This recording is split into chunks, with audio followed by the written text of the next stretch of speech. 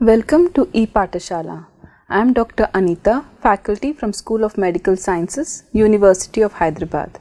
Today, let us discuss about morbidity in relation to non-communicable diseases.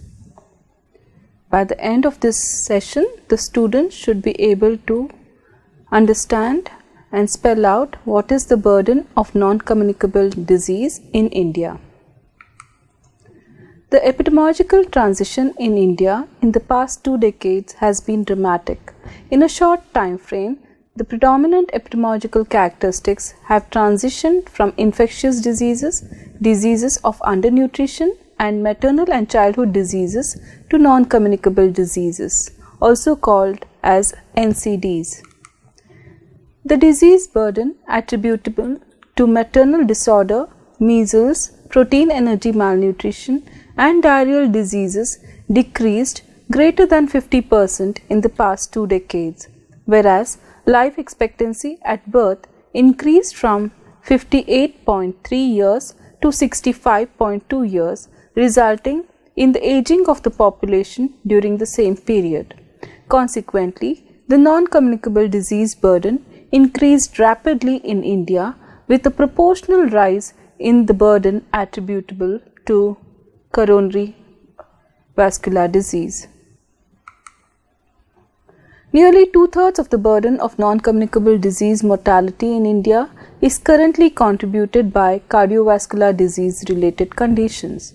Despite wide heterogeneity in the prevalence of risk factors across different regions, cardiovascular disease is the leading cause of death in all parts of India, including the poorer states and rural areas. The disease transition in India in the past 2 decades resembles the accelerated epidemiological transition model, with a rapid shift to the age of delayed chronic diseases. Let us discuss the burden of cardiovascular diseases in India. According to the Global Burden of Diseases study, age standardized estimates for the year 2010, nearly a quarter, 24.8% of all deaths in India are attributable to cardiovascular disease. The age standardized cardiovascular disease death rate of 272 per lakh population in India is higher than the global average of 235 deaths per lakh population. However, there is a major gap in knowledge, especially regarding the causes of death in rural India. Global burden of disease estimates are based on smaller community-based studies. Although verbal autopsy data from India were collected after 2004, they have not been analyzed or released for public access, and they were not included in the burden estimation. Currently, there are no nationally representative surveillance data on the prevalence of cardiovascular disease and the secular trends of cardiovascular disease mortality in India. However, recent reports of large prospective studies from India suggest a higher proportion of mortality attributable to cardiovascular disease, up to 30 to 42%, and an age-standardized cardiovascular disease mortality rate 255 to 525 per lakh population in men and 225 to 299 per lakh population in women, in comparison with the Global Burden of Disease study. Ischemic heart disease, also referred to as IHD, and stroke constitute the majority of cardiovascular disease mortality in India, up to 83%, with ischemic heart disease being predominant. The ratio of ischemic heart disease to stroke mortality in India is significantly higher than the global average and is comparable to that of Western industrialized countries.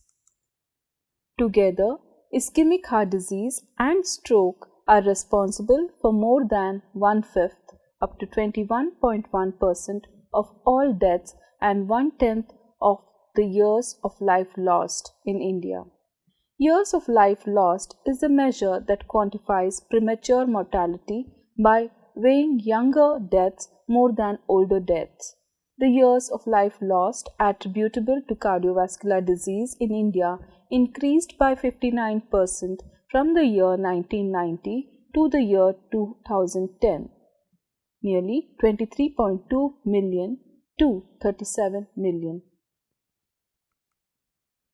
Although systematic studies on ischemic heart disease prevalence using countrywide representative samples are not available, several small cross-sectional studies performed in different parts of the country suggest rapid increases in ischemic heart disease burden over the past few decades. Let us examine figure 3a and 3b. Although the prevalence rates in adults from different cross-sectional surveys conducted at different time points cannot be directly compared, the overall trends are informative. The prevalence of ischemic heart disease in 1960 in urban India was 2% and increased sevenfold to 14% by the year 2013. Similarly, it more than quadrupled in rural areas from 1.7% to 7.4% between the years 1970 and 2013. These prevalence estimates are probably an underestimate of the burden because the methods of estimation are based on insensitive tools. In addition, the higher case fatality among Indians following acute coronary syndrome (ACS) could also result in the underestimation of prevalence.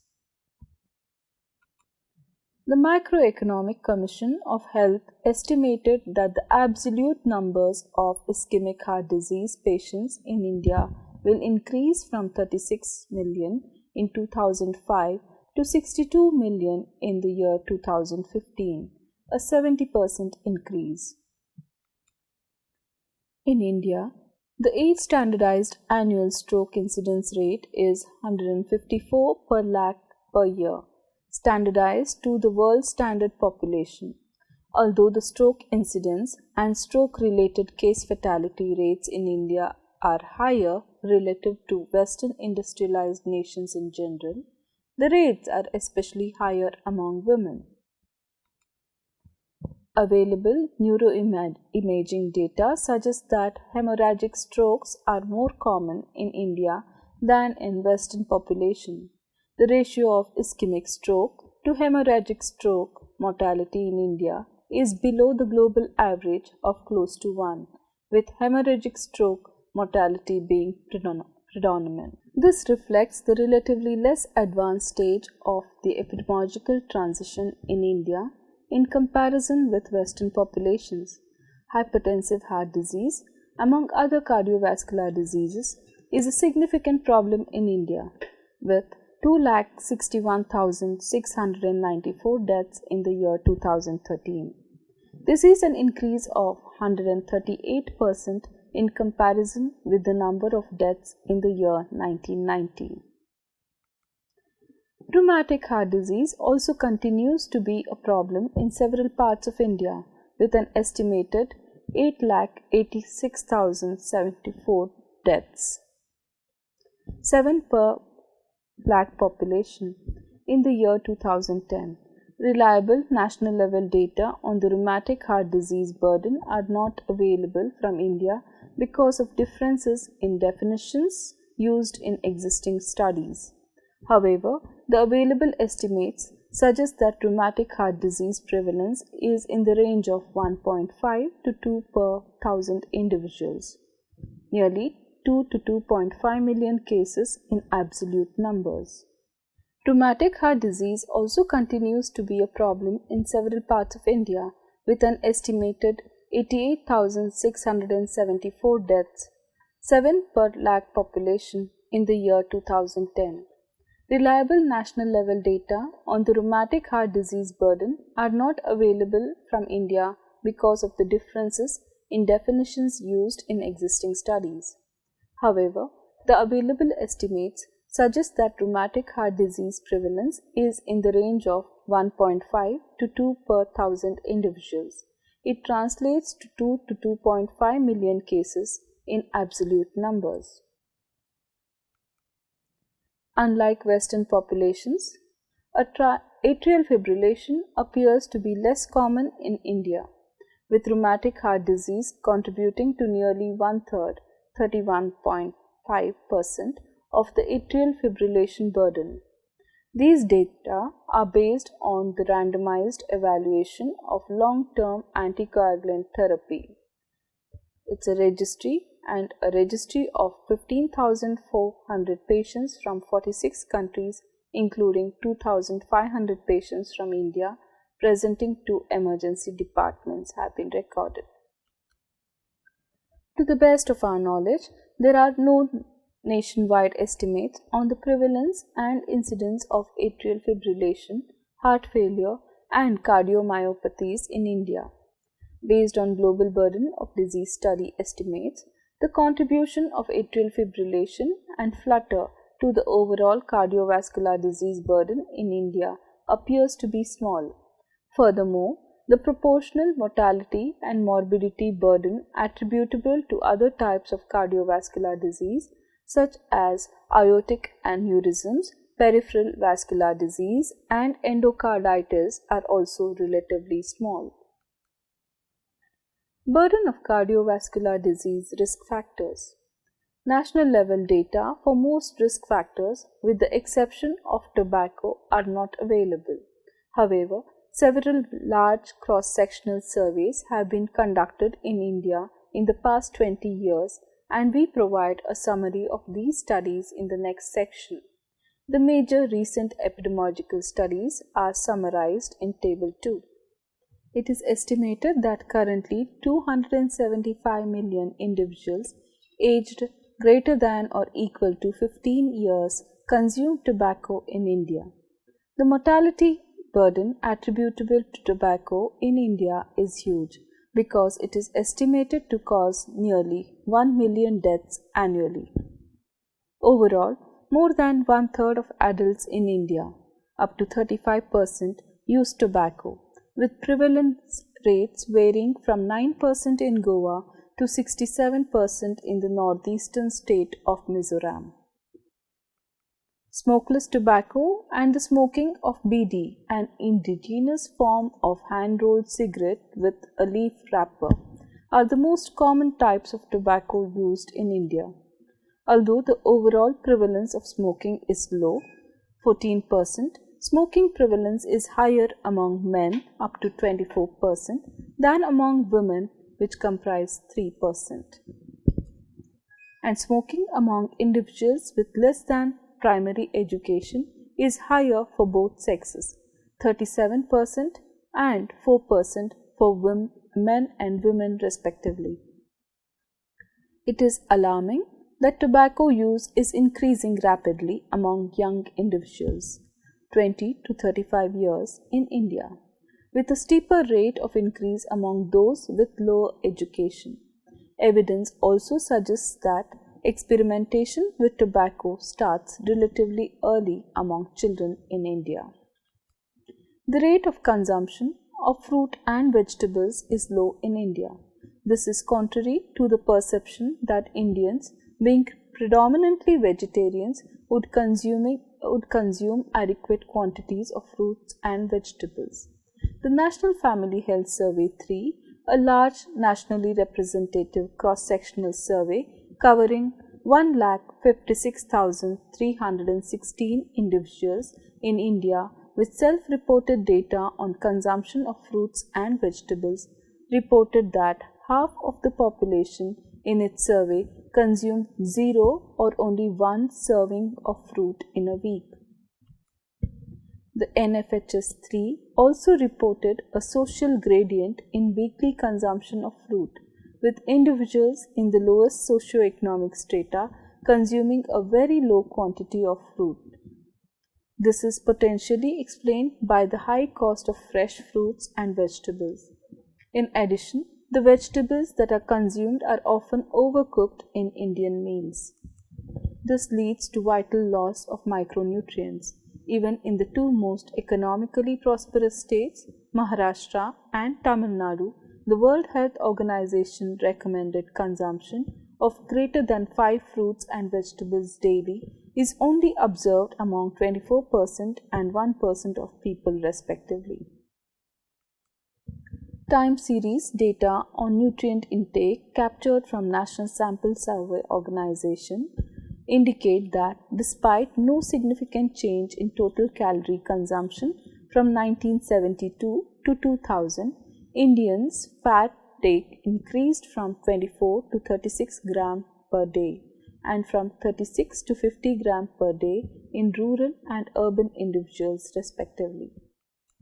Partially hydrogenated vegetable oils with high trans fat content contribute to a significant proportion of total fat intake in Indians, and the consumption of partially hydrogenated vegetable oil is particularly common in urban adult slum dwellers belonging to the lowest socio-economic status.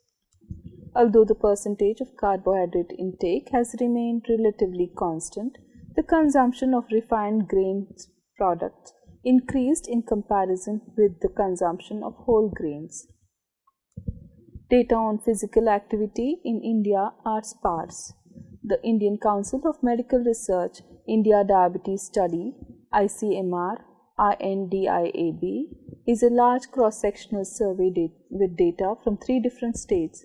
The ICMR INDIAB study assessed physical activity using the Global Physical Activity Questionnaire in 14,227 individuals aged greater than or equal to 20 years. One of every 2 individuals in the ICMR INDIAB study was considered physically inactive. In addition, less than 10% of the studied population engaged in recreational physical activity. Physical inactivity was higher in urban areas for women and for individuals of higher socioeconomic status. Gupta et al. India study of 6,198 individuals from 11 cities did not find any difference in physical activity levels between groups based on low versus high education status. However, in a large study conducted in industrial settings, leisure time physical activity showed an inverse social gradient, that is, higher levels of physical inactivity among lower educational status. The prevalence of hypertension in adult Indians is estimated to be 30%, 34% in urban areas and 28% in rural areas.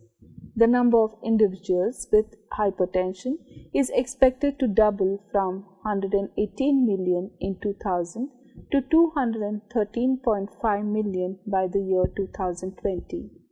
In India, the average blood pressure has increased in the past 2 decades, whereas in most Western nations it has declined. The social gradient for hypertension is unclear. Although few studies from urban settings report an inverse social gradient with higher prevalence among individuals from low socioeconomic status, others report no difference. Data from low-income countries, up to 83% of the participants being from India, from the perspective urban and rural epidemiological study, also referred to as PURE study, shows that low educational status is associated with lower rates of awareness, treatment and control of hypertension. Let us now summarize.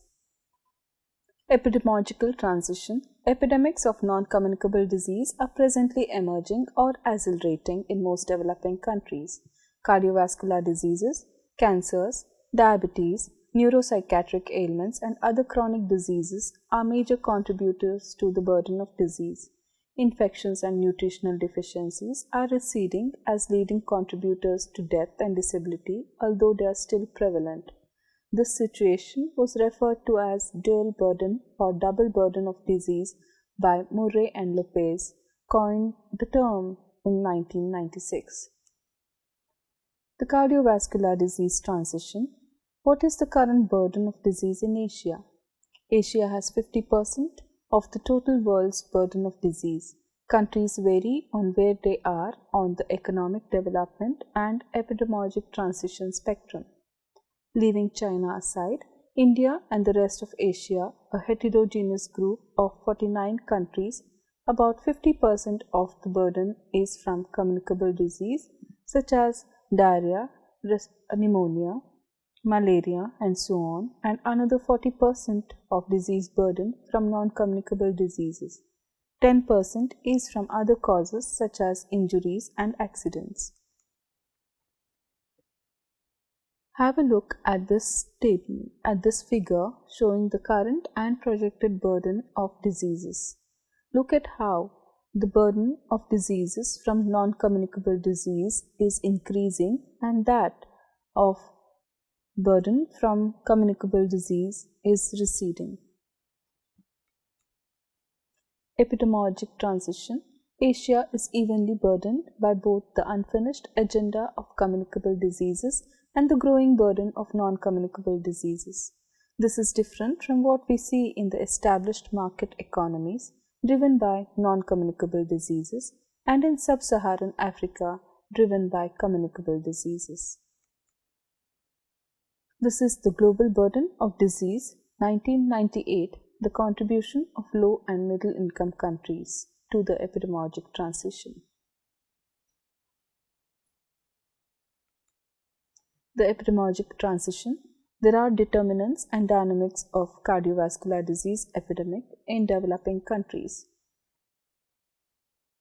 This is the figure which describes the determinants and dynamics of the cardiovascular disease epidemic in developing countries. Health transitions, which include demographic transition and epidemiological transition, where industrialization and urbanization has led to increase in per capita income, giving rise to the wealth index, has also given rise to more or increased levels of risk factors such as fat, more calories, tobacco consumption, then sedentary lifestyles. This in turn increases the incidence of non-communicable disease. On the other hand, industrialization and urbanization has led to economic, social and environmental changes which gives rise to public sanitation, housing and healthcare, and it has led to improvement in nutrition, technology for healthcare. Mortality as a result of healthcare has reduced infant mortality and increased life expectancy, at the same time reduced fertility. This has led to increasing and aging population who are at risk of developing non-communicable disease. Thus, there is more incidence of non-communicable disease in the populations today. The determinants and dynamics of cardiovascular disease epidemic in the developing countries.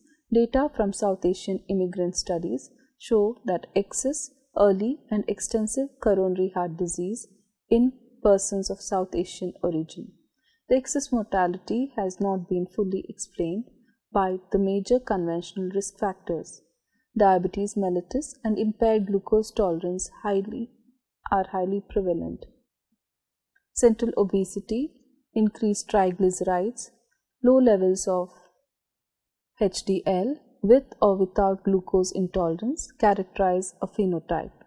Genetic factors predispose to increased lipoprotein levels. The central obesity or the glucose intolerance or dyslipidemia complex collectively labeled to as the metabolic syndrome. Other possible risks include relationship between early life characteristics and susceptibility to non-communicable disease in adulthood, a theory put forth by David Barker. Low birth weight associated with increased cardiovascular disease and poor infant growth and cardiovascular disease relation. The genetic and the environmental interactions amplify and express the risk factor to the environmental changes, especially among South Asians. This is called the thrifty gene example, as is typical in South Asians. The determinants of health transition in developing countries are similar to those that charted the course of the epidemics in the developed countries, but dynamics are different. The compressed time frame of transition in the developing countries impose a large double burden of communicable and non-communicable diseases. Urbanization in developing countries occur in settings of high poverty levels and international debt, restricting resources for public health responses. Prevention began in developed countries when the epidemic had peaked and often accelerated a secular downswing, while the efforts in the developing countries are commencing when the epidemic is on the upswing. Urban populations have higher levels of cardiovascular disease risk factors related to diet and physical activity, overweight, hypertension, dyslipidemia, and diabetes. Tobacco consumption is more widely prevalent in rural population. The social gradient will reverse as the epidemic matures.